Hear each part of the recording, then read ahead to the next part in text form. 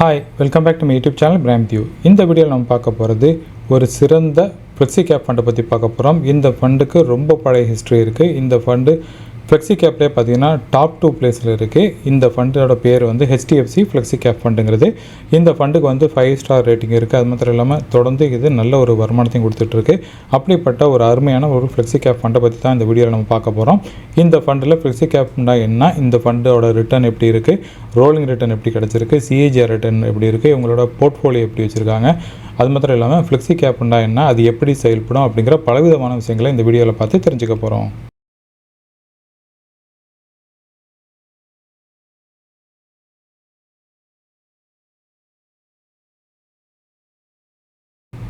First of all flexi cap ஃபண்டுனா என்ன, அது எப்படி செயல்படுது அப்படிங்கிறது நீங்கள் தெரிஞ்சுக்கிறது அவசியம். அதனால் வந்து ஃப்ளெக்ஸி கேப் ஃபண்டுனா என்ன அப்படிங்கிறத தெரிஞ்சுக்கலாம்.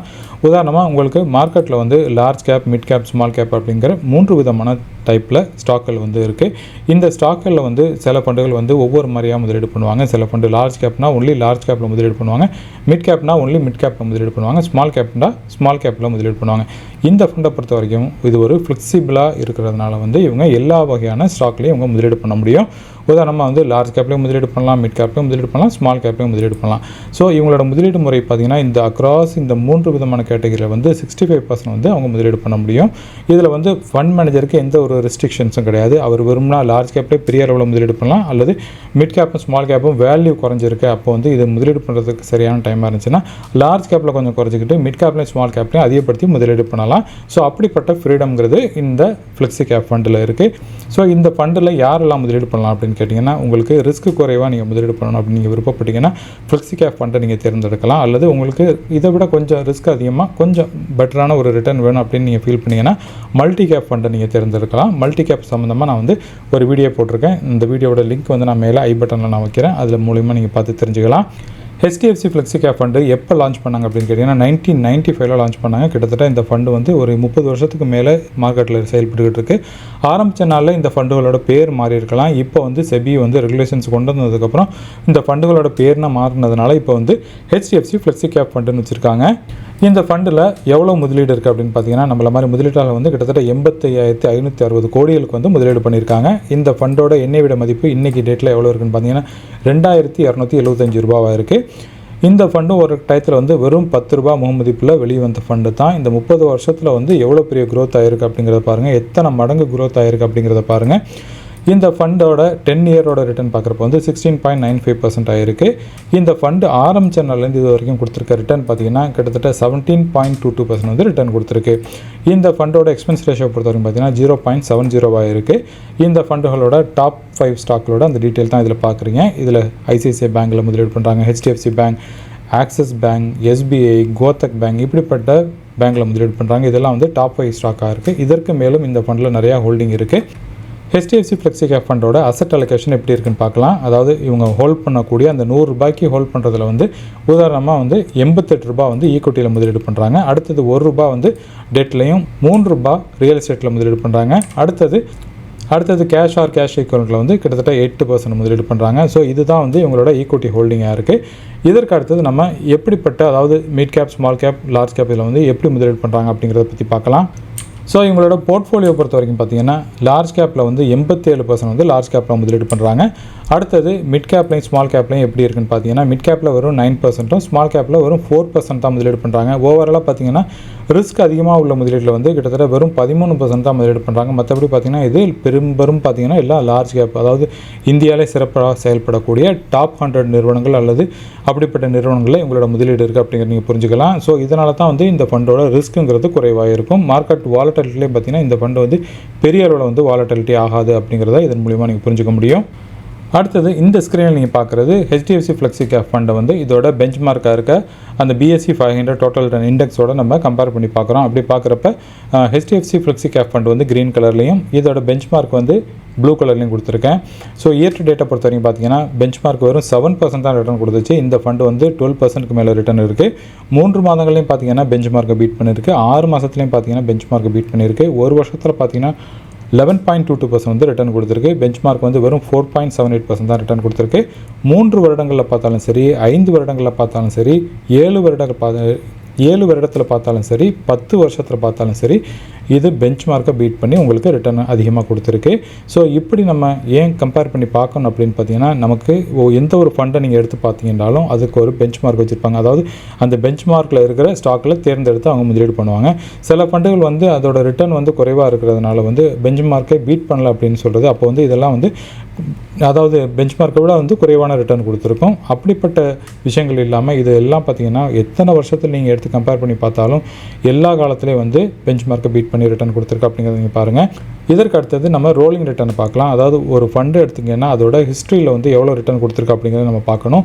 ஒவ்வொரு வருடம் எப்படி அதோட ரிட்டர்ன் இருக்குது அப்படிங்கிறத நம்ம பார்த்து புரிஞ்சுக்கலாம்.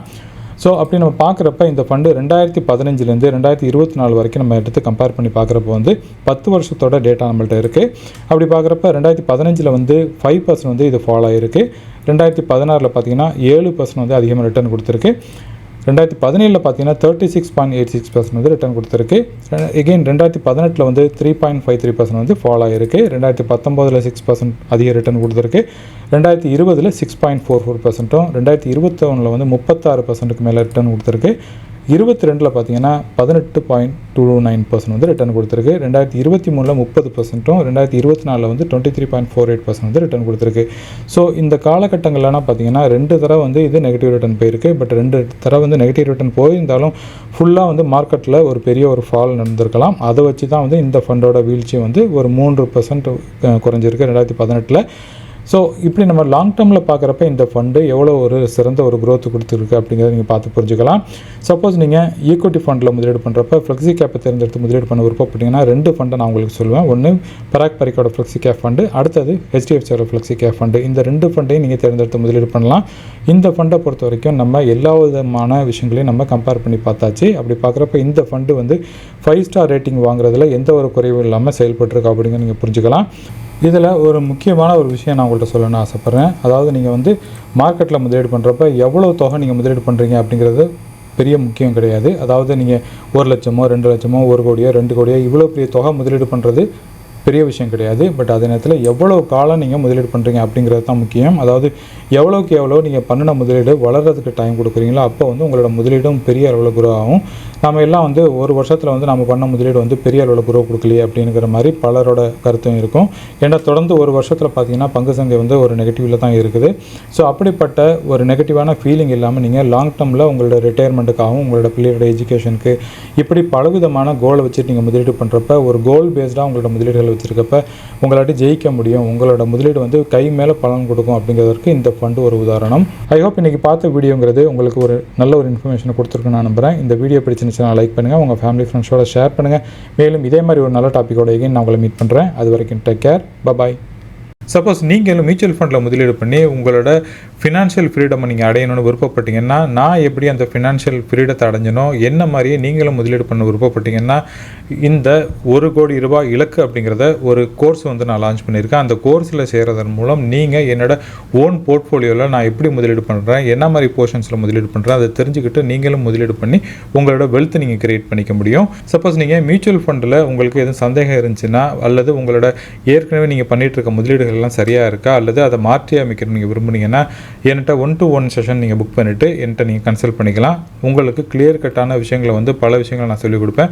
அது மாத்திரம் இல்லாமல் எப்படி வந்து ஸ்ட்ராட்டஜிக்கலாக வந்து நம்ம முதலீடு பண்ணணும், எந்த டயத்தில் எப்படி முதலீடு பண்ணணும், என்ன மாதிரியான போர்ஷன்ஸில் நம்மளோட முதலீடு வச்சுக்கணும் அப்படிங்கிறது ஃபுல் டீட்டெயிலான ஒரு விளக்கமாக இருக்கும். நீங்கள் அதை மிஸ் பண்ணாமல் ஜாயின் பண்ணுங்கள். சப்போஸ் மியூச்சுவல் ஃபண்டை பற்றி உங்களுக்கு பெரிய நாலேஜ் இல்லாகட்டி எவ்ரிதிங் அபவுட் ஈக்விட்டி ஃபண்ட் அப்படிங்கிற இந்த கோர்ஸில் நீங்கள் ஜாயின் பண்ணுறது மூலம் மியூச்சுவல் ஃபண்டில் A to Z நீங்கள் தெரிஞ்சுக்க முடியும்.